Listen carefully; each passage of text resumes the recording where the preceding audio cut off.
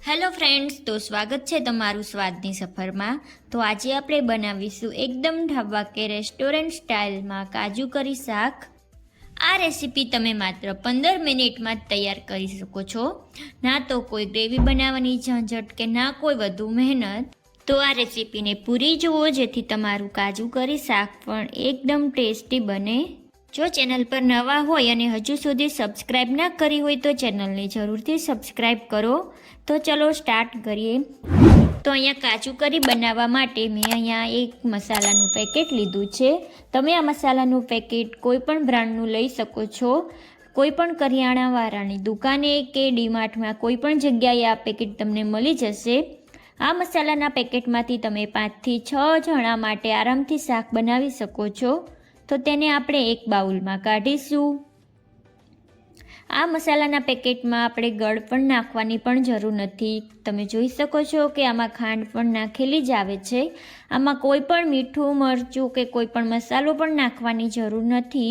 હવે તેમાં અડધો કપ દૂધ નાખીશું। તો દૂધ અહીંયા આપણે રૂમ ટેમ્પરેચરનું લેવાનું છે। તો મેં દૂધને અહીંયા મસાલામાં નાખી દીધું છે। હવે 1 કપ પાણી લઈશું અને આ પાણીને પણ આપણે બાઉલમાં નાખીશું।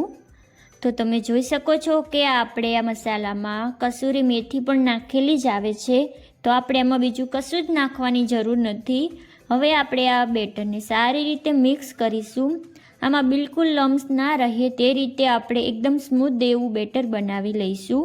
તો તમે જોઈ શકો છો કે મેં અહીંયા બિલકુલ લમ્સ ના રહે તેવું એકદમ સ્મૂથ એવું બેટર બનાવી લીધું છે। હવે તેને ઢાંકીને આપણે 10 મિનિટ સુધી રેસ્ટ આપીશું।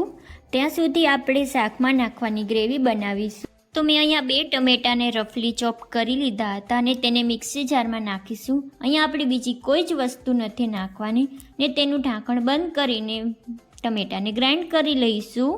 હવે તેનું ઢાંકણ ખોલીશું અને તમે જોઈ શકો છો કે એકદમ સ્મૂથ એવી આપણી ગ્રેવી તૈયાર થઈ ગઈ છે। આને શાકમાં નાખવાથી ખૂબ સરસ સ્વાદ આવે છે। તો હવે એક પેનમાં મેં અહીંયા 1/3 કપ જેટલું તેલ લીધું છે। અહીંયા તેલ થોડું આપણે વધારે લઈશું જેથી તેમાં કાજુ ફ્રાય કરી શકાય। 1/3 કપ જેટલા અહીંયા કાજુ નાખીશું અને કાજુને આપણે 2 મિનિટ સુધી ફ્રાય કરીશું। આ કાજુને આપણે મીડિયમ ગેસની ફ્લેમ ઉપર જ ફ્રાય કરવાના છે, નહીંતર આપણા કાજુ લાલ થઈ જશે। તો બસ કાજુનો કલર ચેન્જ થઈ ગયો છે અને હવે તેને આપણે એક પ્લેટમાં કાઢીશું। કાજુને આપણે વધુ પડતા લાલ નથી થવા દેવાના। હવે તે જ પેનમાં આપણે 1/4 ટીસ્પૂન જેટલું જીરું નાખીશું। 1 નંગ અહીંયા તમલપત્ર નાખીશું। 1 ફૂલ બાદિયાનું નાખીશું અને 3 નંગ જેટલા લવિંગ નાખીશું ને બધા જ મસાલાને આપણે તેલ સાથે એકવાર સારી રીતે મિક્સ કરી લઈશું। મીડિયમ સાઇઝની 2 સમારેલી ડુંગળી નાખીશું અને તેને આપણે એકવાર મિક્સ કરીશું જેથી તે ડુંગળી લાલ ન થઈ જાય। હવે લસણની પેસ્ટ નાખીશું ને બંને વસ્તુને આપણે સારી રીતે મિક્સ કરીશું। ડુંગળીનો કલર ચેન્જ થઈ જાય પછી તેમાં આપણે અડધું કેપ્સિકમ મરચું નાખીશું અને ટમેટાની બનાવેલી ગ્રેવી પણ આમાં નાખી દઈશું। આવી જ નવી રેસીપીના વિડીયોઝ જોવા માટે ચેનલને સબસ્ક્રાઈબ કરવાનું ભૂલતા નહીં।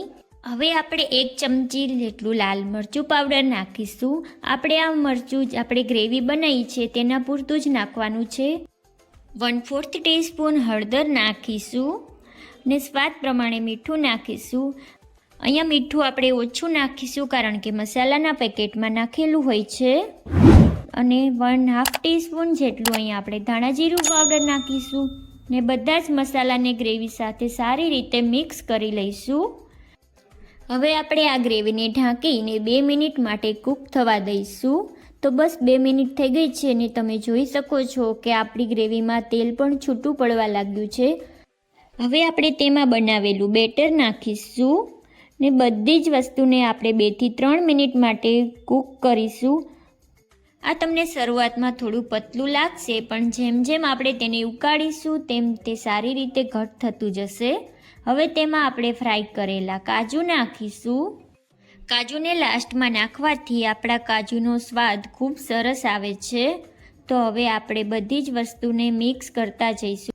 હવે તેમાં ઝીણી સમારેલી કોથમીર નાખીશું ને બધી જ વસ્તુને આપણે 2 થી 3 મિનિટ માટે ફૂલ ગેસની ફ્લેમ ઉપર થોડું ઘટ થવા દઈશું. તો તમે જોઈ શકો છો કે આપણું શાક એકદમ ઘટ થઈ ગયું છે. તો બસ હવે તેને આપણે એક પ્લેટમાં કાઢીશું. તો તમે જોઈ શકો છો કે આપણું કાચું કરી એકદમ પરફેક્ટ બન્યું છે. હવે તેને ગાર્નિશ કરવા માટે ઉપરથી થોડીક કોથમીર નાખીશું. વિડીયો પસંદ આવે તો લાઈક કરો, કોમેન્ટ કરીને જણાવો કે રેસીપી તમને કેવી લાગી. નવા અને સ્વાદિષ્ટ વિડીયો જોવા માટે મારી ચેનલને સબસ્ક્રાઈબ કરો.